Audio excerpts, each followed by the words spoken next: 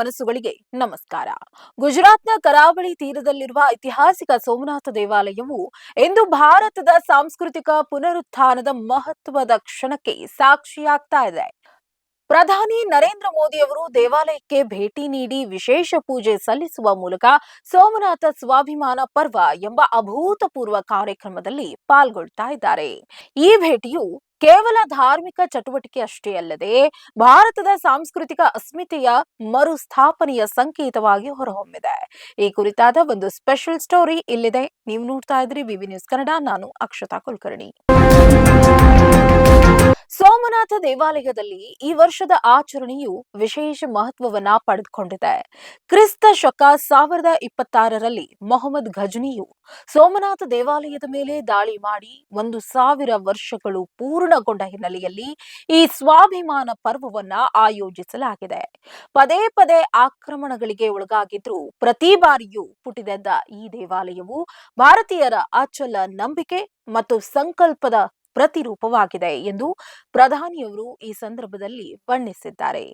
ಅರಬ್ಬಿ ಸಮುದ್ರದ ತಟದಲ್ಲಿ 72 ಗಂಟೆಗಳ ಕಾಲ ನಿರಂತರವಾಗಿ ನಡೀತಾ ಇರುವ ಓಂಕಾರ ಮಂತ್ರ ಪಠಣವು ಇಡೀ ಪರಿಸರದಲ್ಲಿ ಆಧ್ಯಾತ್ಮಿಕ ಚೈತನ್ಯವನ್ನ ತುಂಬಿದೆ. ಪ್ರಧಾನಿಯವರ ಈ ಭೇಟಿಯ ಮತ್ತೊಂದು ಆಕರ್ಷಣೆ ಅಂದ್ರೆ ಶೌರ್ಯ ಯಾತ್ರೆ.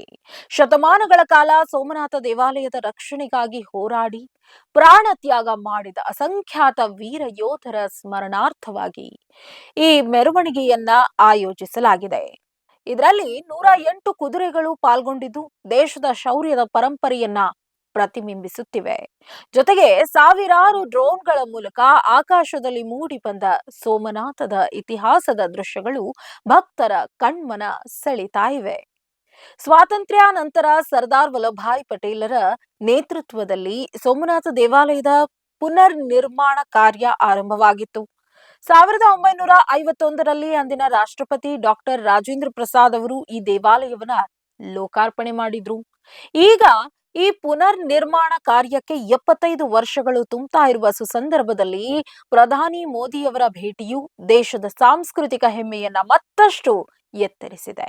ಸೋಮನಾಥ ಟ್ರಸ್ಟ್ನ ಅಧ್ಯಕ್ಷರೂ ಆಗಿರುವ ಪ್ರಧಾನಿಯವರು ದೇವಾಲಯದ ಮೂಲ ಸೌಕರ್ಯ ಅಭಿವೃದ್ಧಿ ಮತ್ತು ಭಕ್ತರಿಗೆ ಕಲ್ಪಿಸಲಾಗಿರುವ ಸೌಲಭ್ಯಗಳ ಬಗ್ಗೆಯೂ ಈ ಸಂದರ್ಭದಲ್ಲಿ ಪರಿಶೀಲನೆ ನಡೆಸಿದ್ದಾರೆ. ಇದಾಗಿತ್ತು ಈ ಕ್ಷಣದ ಸ್ಪೆಷಲ್ ಸ್ಟೋರಿ. ನೈಜ ಹಾಗೂ ತಾಜಾ ಸುದ್ದಿ, ಪ್ರಾಮಾಣಿಕ ವರದಿ, ನಿಷ್ಠೂರ ವಿಶ್ಲೇಷಣೆಗಳಿಗಾಗಿ ಸದಾ ಗಮನಿಸಿ ವಿವಿ ನ್ಯೂಸ್ ಕನ್ನಡ.